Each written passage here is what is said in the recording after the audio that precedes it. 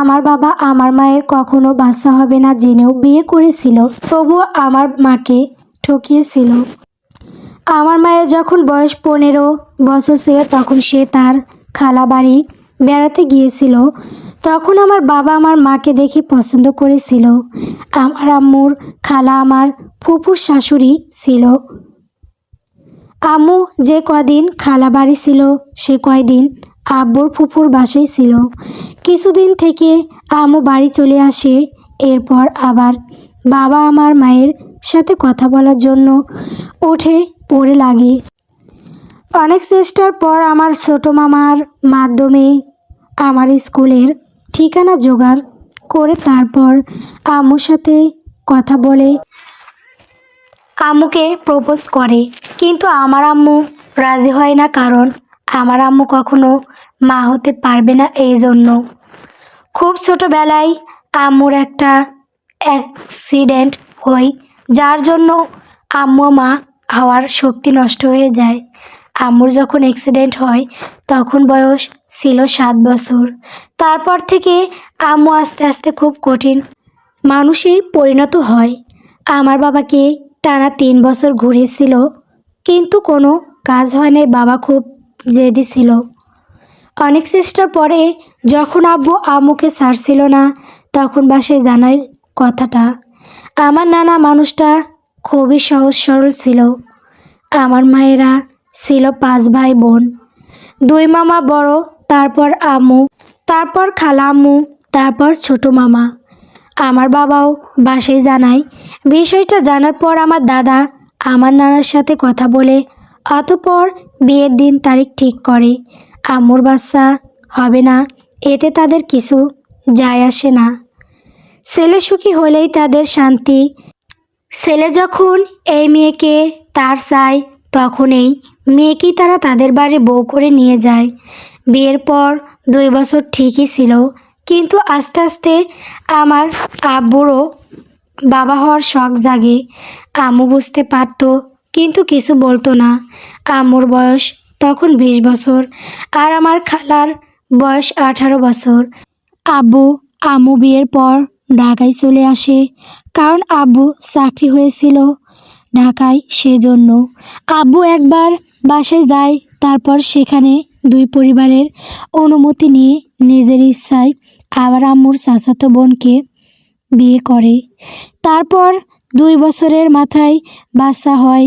আম্মু এ বিয়ে কিছুই জানতো না।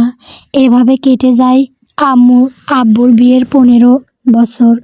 13 বছর ধরে ঠকিয়ে আসছে আম্মুকে তার বাবা মা বোন, প্রিয় মানুষটাও।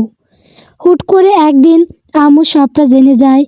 আব্বুকে জিজ্ঞাসা করলে সেও সবটা স্বীকার করে এবং বলে 2 বোন যাতে মিলেমিশে থাকে। যেহেতু তার ফ্যামিলির লোক সবটাই জানতো, তাই তারাও বলে মেনে নিতে, কিন্তু আম্মু মেনে নিতে পারেনি। সেদিন সব পিছু টান ফেলে চলে গেছিল আম্মু।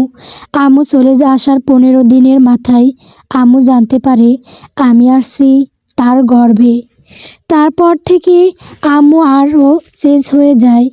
আমি হওয়ার পর থেকে আম্মু বাইরে সবাইকে দেখায় সে অনেক শক্ত মনের মানুষ, কিন্তু আমার কাছে সে নিজেকে মোমের মতো প্রকাশ করে।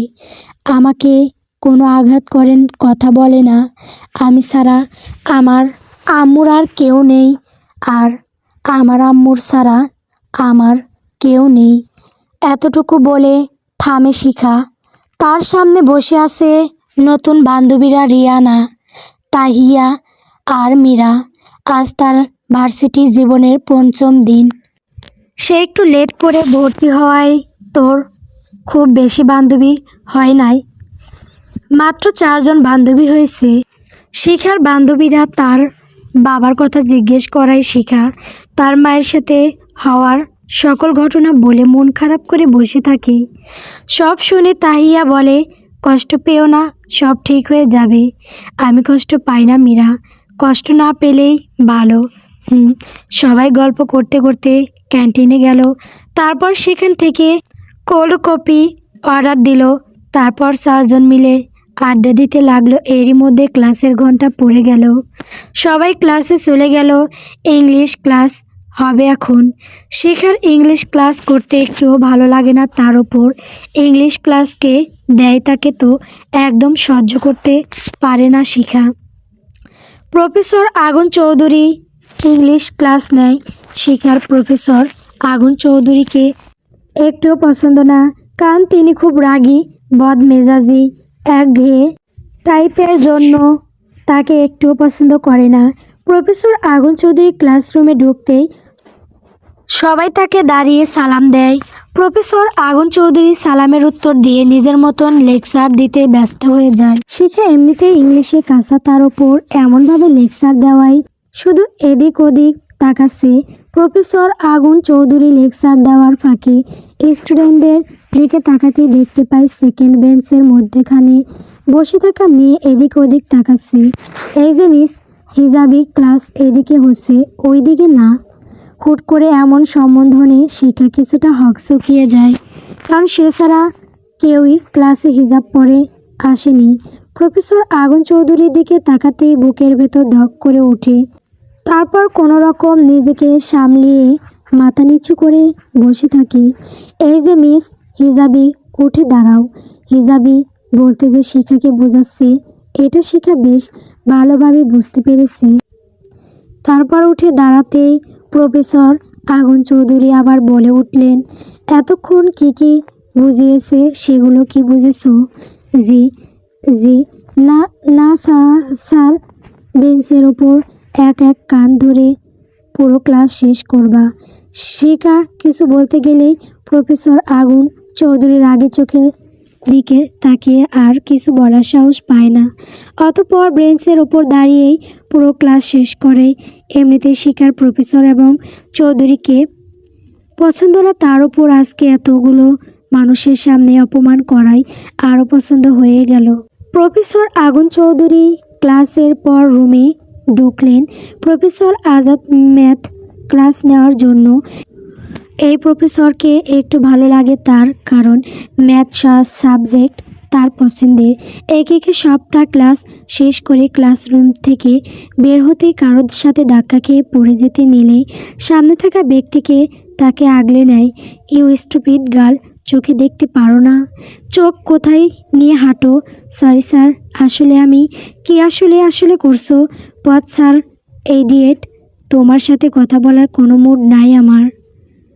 কথাটা বলে পাশ কাটিয়ে চলে গেল প্রফেসর আগুন চৌধুরী।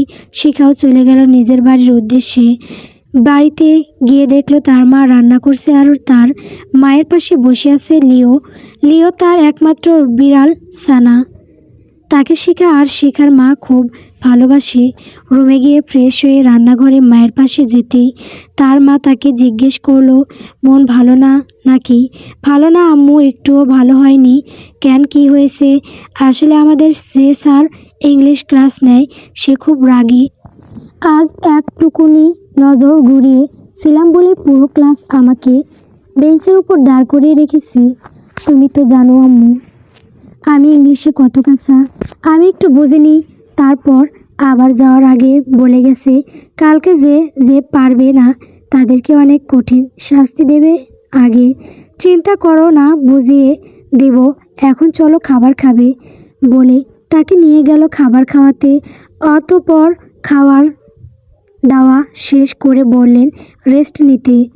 শিখা বাড়িতে কখনো নিজের হাতে খাবার খায় না, তার মা তাকে সবসময় খাইয়ে দেয়। পুরো বিকেল ছাদের ওপর কাটিয়ে সন্ধ্যায় রুমে আসে, তারপর বই পড়তে শুরু করে। পড়তে পড়তে অনেক রাত হয়ে যায়। তারপর রাতের খাবার শেষ করে ঘুমিয়ে পড়ে। সকালের মিষ্টি রোদে ঘুম ভেঙে শিখার। ঘুম থেকে ফ্রেশ হয়ে মায়ের রুমে যায়। শিখার মা রেখা বেগম নামাজ পড়ে জানালার ধারে দাঁড়িয়ে আছে। কী ছিল আর কি হয়ে গেল যার জন্য তার সংসার ত্যাগ করতে হলো? সেই আবার তার জীবনে নতুন করে বাঁচার আসার আলো নিয়ে আসলো। সে এলোই যখন, তাহলে আর একটু আগে আসলে কি হতো? ছোট্টবেলায় তার সাথে একটা দুর্ঘটনা হয় যার জন্য মা হওয়ার শক্তি হারিয়ে ফেলে। তারপর থেকে সে সবার মাঝ থেকে সরে যায়। আস্তে আস্তে সে কঠিন মনের অধিকারী হয়, যে কোনো পরিস্থিতি তাকে ভাঙতে পারে না। শিখার বাবার সাথে বিচ্ছেদেও সে ভেঙে পড়েনি। শিখার বাবার কাছ থেকে চলে আসার কদিন পর জানতে পারে সে প্রেগনেন্ট। সে খুব শোকন হয়ে কিন্তু নতুন একটা অনুভূতির সাথে পরিচয় হয়। সে অনুভূতির না প্রথম মা হওয়া, নিজের অনিশ্চিত ভবিষ্যৎ। তবুও সে অনেক খুশি হয়। কঠিন মনের অধিকারী রেখা দ্বিতীয়বার আর ফিরে তাকায়নি তার শ্বশুরবাড়ির দিকে। একা একাই জন্ম দেয় কি থাকে নিজের হাতে মানুষ করে তার মেয়েকে। আর কয়েকদিন পরে শিখা 18 বছর বয়স পড়ে যাবে। সে বর্তমান বাংলাদেশের নাম করা একজন বিজনেসম্যান। শিখা গ্রুপ অফ ইন্ডাস্ট্রির মালিক সে। আজ তার কাছে টাকা পয়সা, বাড়ি গাড়ি, সন্তান, সুখ সব কিছুই আছে। অথচ এখান থেকে 18 বছর আগে তার কাছে কিছুই ছিল না। একটা সন্তানের জন্য 13 বছর একজনের কাছে প্রতারিত হয়েছে। অথচ 13 বছর পরই তারই সন্তানের মা হয়েছে সে। শিখা রুমে এসে দেখে তার মা জানালার ধারে দাঁড়িয়ে আছে। সে মায়ের কাছে যায়, তারপর মাকে পিছন থেকে জড়িয়ে ধরে কাঁধে মুখ গুজে সেভাবেই দাঁড়িয়ে থাকে। কিছু সময় অতিবাহিত হলে রেখা বেগম বলেন, কি হয়েছে শিখা, কান্না করছো কেন? পেটে ব্যথা করছে মম, চলো কিছু খেয়ে ওষুধ খাবে, তারপর ভার্সিটিতে চলে যাবে। মম, আমি অসুস্থ, আর এই অবস্থায় তুমি আমাকে ভার্সিটিতে পাঠাতে পারছো? তোমার কি আমার জন্য একটু মায়া করছে না? না করছে না, কারণ তোমার পেটে ব্যথার ব্যথা কিছু হচ্ছে না। তুমি ভার্সিটিতে যাবে না বলে এমন করছো। মিথ্যা বলছি না মম, সত্যি কথা বলছি, সেটা তো দেখতেই পাচ্ছি। প্লিজ মম, নো প্লিজ, কোনো কথা না, চলো খেয়ে নিবে। সকাল সকাল মেজাজ করা হয়ে যায় আগুনের। আগুন রেডি হয়ে নিচে নামতে দেখতে পায় তার বাবা মা ডাইনিং টেবিলে বসে আছে। আলিয়া বেগম আর সারাফাত চৌধুরী আগুনকে দেখে ডেকে উঠে, নাস্তা না খেয়ে চলে যাচ্ছিস কেন? ক্যান্টিন থেকে খেয়ে নিব। এদিকে আসো, আগুন তোমার সাথে কিছু কথা আছে। কি আর কথা থাকতে পারে তোমার? বলবেই তো অফিসে যেতে। আমার এত বড় কোম্পানি থাকতে তুমি অন্য জায়গায় কেন চাকরি করবে? বাবা, আমি এই কোম্পানির দায়িত্ব নিতে পারবো না। কেন সেটা আমি তোমাকে বলতে পারবো না। কি এমন কারণ যার জন্য তুমি এত বড় কোম্পানির দায়িত্ব নিতে পারবে না? আগুন, তোমার বাবার বয়স হচ্ছে, তুমি এবার প্লিজ দায়িত্ব নিজে বুঝে নাও। আমার তো আর কোনো ছেলেও নাই যে সে করবে। পাশ থেকে আলিয়া বেগম বললেন, মা প্লিজ ইমোশনাল ড্রামা বন্ধ করো। আমি এখন দায়িত্ব নিতে পারবো না। আর আমি তো একটা কিছু নিজের যোগ্যতাই করছি, তোমাদের খাচ্ছি না। তাহলে এমন করছো কেন? তোমরা কি করছি? আমরা আমরা শুধু তোমার দায়িত্ব বুঝে নিতে বলছি। আর কয়েক বছর আমাকে সময় দাও, তারপর আমি নিজে থেকে দায়িত্ব নিব। এখন প্লিজ জোর করে দিও না, তাহলে আমি কিছুই করতে পারবো না। আচ্ছা ঠিক আছে, আসো এবার খেয়ে নিবে। বললামই তো ক্যান্টিন থেকে খেয়ে নিব বলেই চলে গেল আগুন। নাস্তার টেবিলে বসে আছে শিখা, তার মা তাকে খাইয়ে দিচ্ছে আর সে বকবক করছে। রেখা বেগম মেয়েকে খাইয়ে দিয়ে ভার্সিটির সামনে নামিয়ে দিয়ে গেল, তারপর নিজের কাজে চলে গেল। গেট পার হয়ে ভেতরে ঢুকতেই দেখতে পেল তার বান্ধবীরা তার জন্য গেটের ভেতর অপেক্ষা করছে। চারজন একসাথে গল্প করতে করতে নিজেদের ক্লাসে চলে গেল। টানা 3টা ক্লাস করে বের হলো শিখারা। এরপরের ক্লাস আগুন চৌধুরীর। এখন ব্রেক টাইম, তারা ক্যান্টিনে চলে গেল কিছু খেতে। শিখা কোল্ড কফি খেতে খেতে বলল, আর 3 দিন পর মাদার্স ডে, কী উপহার দেওয়া যায় বলতো? দে তোর মায়ের পছন্দ অনুযায়ী কিছু। মায়ের তো শাড়ি পছন্দ, কিন্তু মা শাড়ি পরে না, তাহলে যেটা সব সময় ব্যবহার করে সেটাই দে। মা তো সব সময় ঘড়ি পরে, তাহলে কি ঘড়ি দিব? ঘড়ি না অন্য কিছু দে, তাহলে আইফোন দে। আইফোন ঠিক আছে, আইফোনে দিব। এমনি তো আম্মুর ফোন আমার পছন্দ না। কথা বলার ফাঁকে যে কখন ব্রেক টাইম শেষ হয়ে ক্লাস টাইম শুরু হয়ে গেছে সে খেয়াল তাদের নেই। তারা এখনও গল্প করে যাচ্ছে। ক্লাস শুরু হওয়ার 15 মিনিট পরে তারা ক্লাসে আসে। আগুন চৌধুরী লেকচার দিচ্ছে। তখন শিখা বলে ওঠে, স্যার আসবো? লেকচার দেওয়ার মাঝে হঠাৎ এক মেয়েলি কণ্ঠ শুনে থেমে যায় প্রফেসর আগুন চৌধুরী। তারপর দরজার দিকে তাকাতে দেখতে পায় কালকের সেই হিজাবি মেয়ের সাথে আরও 3টা মেয়ে। আগুন ওদের দিকে তাকিয়ে বোঝার চেষ্টা করে তারা এখন কেন আসছে। ক্লাস শুরু হয়েছে আরও 15 মিনিট আগে, তাহলে এরা এখন আসছে কেন? এতক্ষণ বাইরে কি করছিল ওরা? আসো। অনুমতি পেয়ে শিখার ভেতরে ঢুকে পড়ল। প্রফেসর আগুন চৌধুরীর সামনে তারা মাথা নিচু করে দাঁড়িয়ে আছে। প্রফেসর আগুন চৌধুরী তাদের কিছুক্ষণ পর্যবেক্ষণ করে প্রশ্ন করলো, এতক্ষণ বাইরে কি করছিলে তোমরা? স্যার আসলে আমরা কিছু খেতে গিয়েছিলাম, এসে দেখে ক্লাস শুরু হয়ে গেছে। তাহিয়া বলল, ভার্সিটিতে কি খেতে আসো তোমরা? না মানে আসলে স্যার, সরি স্যার, ভুল হয়ে গেছে। আর কখনো এমন হবে না স্যার। রুম থেকে বাইরে গিয়ে দাঁড়িয়ে ক্লাস করবে, এটাই তোমাদের শাস্তি। স্যার, কাজ শেষ হতে এখনও 30 মিনিট। এতক্ষণ দাঁড়িয়ে থাকলে পা ব্যথা হয়ে যাবে। না স্যার, আজকের মতন ক্ষমা করে দিন। এরপরে কখনো এমন হবে না। প্রফেসর আগুন চৌধুরী কখনো কাউকে ক্ষমা করে না। Please sir. নো, তোমরা যাও, ক্লাসে বাইরে থেকে করবে। টানা 20 মিনিট দাঁড়িয়ে ক্লাস করা শিখার পা ব্যথা হয়ে গেছে, চোখ মুখ ব্যথায় নীল হয়ে গেছে। তার তবুও নির্দয় পাষাণ লোকটি তার দিকে ফিরেও তাকালো না একবার। রাগে দুঃখে কষ্টে তার চোখে পানি আসলো। তখন পিছন থেকে আজাদের কণ্ঠ শোনা গেল, তোমরা 4জন এখানে দাঁড়িয়ে আছো কেন? ক্লাসে না গিয়ে? আসলে স্যার, আমাদেরকে আগুন স্যার ভেতরে ঢুকতে দিচ্ছেন না। কেন, কি করেছো তোমরা? স্যার, আসলে আমরা ক্যান্টিনে খেতে গেছিলাম, আস্তে আস্তে 15 মিনিট লেট হয়ে গেছে, তাই আর ঢুকতে দিচ্ছেন না। ও আচ্ছা, আমি দেখছি বিষয়টা, বলে ভিতরে ঢুকতে গেলেই ঘন্টা পড়ে যায়। শিখা অনেকক্ষণ দাঁড়িয়ে থাকায় তার মাথা ঘুরছে, সে দাঁড়িয়ে থাকতে পারছে না, তাই সারা পৃথিবী দুলে উঠল। অতঃপর ঢলে পড়তে নিলেই প্রফেসর আগুন চৌধুরী তাকে আগলে নেয়।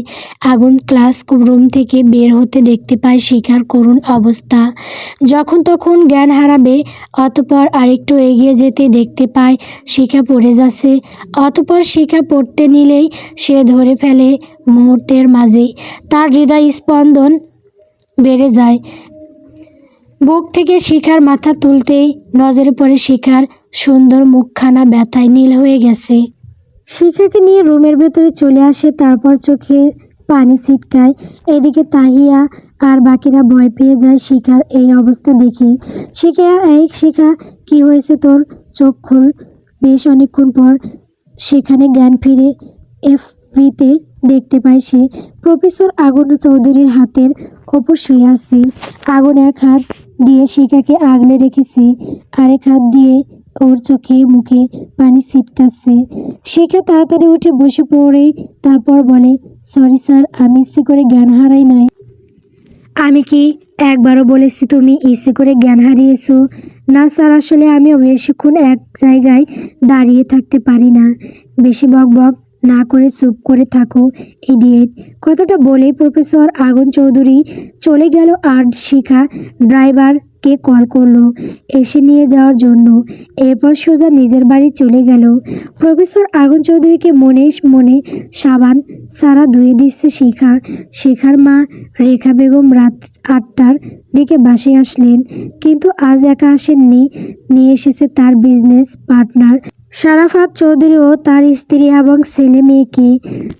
শারাফাত চৌধুরী শুধু তার বিজনেস পার্টনারই না, তার প্রাণপ্রিয় বান্ধবীর হাজবেন্ড, তার অসময়ে যারা পাশে ছিল, তাকে আজ এই পর্যায়ে নিয়ে আসার জন্য যাদের অবদান ছিল। সারাফাত চৌধুরী 3 ছেলে মেয়ে, 2 মেয়ে ও 1 ছেলে। বড় মেয়ে আলিশা জান্নাত ও ছোট মেয়ে তাহিয়া ইসলাম এবং ছেলে আগুন। বড় মেয়ে আলিশা এবার অনার্স কমপ্লিট করে মাস্টার্সে যোগ দিয়েছে এবং ছোট মেয়ের তাহিয়া ইসলাম ভার্সিটিতে ভর্তি হয়েছে। মাসখানেক আগে কলিং বেলের আওয়াজে শিখা রুম থেকে বের হয়ে দরজা খুলে দিল। শিখা সব সময় মাথায় ওড়না পেঁচিয়ে রাখে। দরজা খুলতে রেখা বেগমের হাজারটা প্রশ্নের মুখোমুখি হয় শিখা। তুমি দরজা খুলেছো কেন? বাড়ির স্টাফরা কোথায়? তোমার না রুমে থাকার কথা, তাহলে বাইরে আসছো কেন? মম, স্টাফরা রান্না করছে তাই আমি খুললাম, আর আমার ভালো লাগছে না ঘরে, তাই বাইরে আসছি। ও, ভেতরে চলো। দরজার সামনে দাঁড়িয়ে আছো কেন? সামনে থেকে সরো, ভেতরে ঢুকতে দাও। ড্রয়িং রুমের সোফায় বসে আছে সবাই। শিখা একটু পরপর আগুনের দিকে আর চোখে তাকাচ্ছে, বুঝে ওঠার চেষ্টা করছে আগুন স্যার তার আঙ্কেল আন্টির সাথে কি করছে। তখন তাহিয়া পাশ থেকে বলে উঠল, আরে শিখা, তুই আগুন ভাইয়াকে চিনতে পারছিস না? না মানে, উনি তো আমাদের ইংলিশ টিচার। আরে আগুন ভাইয়া শুধু টিচার না, আমার ভাইয়া হয়। এবার সবার নজর যায় তাহিয়া ও শিখার দিকে। বেশ অনেক বছর পর আলিয়া বেগম শিখাকে দেখছেন। ছোট থেকেই তার শিখাকে খুব পছন্দ। সে আর শিখার পাশে গিয়ে বসে বলল, আরে শিখা মাঝে, কেমন আছো? ভালো, আপনি? আমিও ভালো আছি। আঙ্কেল, আপনি কেমন আছেন? আমি আলহামদুলিল্লাহ ভালো আছি মা। আলিশা আপু, তুমি কেমন আছো? আমিও ভালো আছি শিখা। এবার সারাফাত চৌধুরী আগুনের দিকে তাকালেন, তারপর ওকে উদ্দেশ্য করে বললেন, আগুন, তুমি ওকে চিনতে পারোনি? এবার পেয়েছি। রেখা আন্টির মেয়ে তাসফিয়া রহমান শিখা। হ্যাঁ, এটা আমাদের সেই ছোট্ট শিখা। তোমার মনে নেই লাস্ট বার যেবার ওকে তুমি কোলে নিয়েছো, সেবারও তোমার কোলে পুটি করে দিয়েছিল। একথা বলে হাসতে লাগলেন সারাফাত চৌধুরী আর বাকিরা। এদিকে আগুন আর শিখা দুজন ব্যাকুল বনে গেল। শিখা তো লজ্জা পেয়ে মাটির সাথে মিশে যেতে চাইল। এদিকে সবাই হেসে খুন হয়ে যাচ্ছে। গল্প ফুল অ্যান্ড ফাইনাল। গল্পটি কেমন হয়েছে কমেন্ট করে বলবেন। পরবর্তী পর্ব পাওয়ার জন্য অবশ্যই আমার চ্যানেলটিকে সাবস্ক্রাইব করবেন। ধন্যবাদ।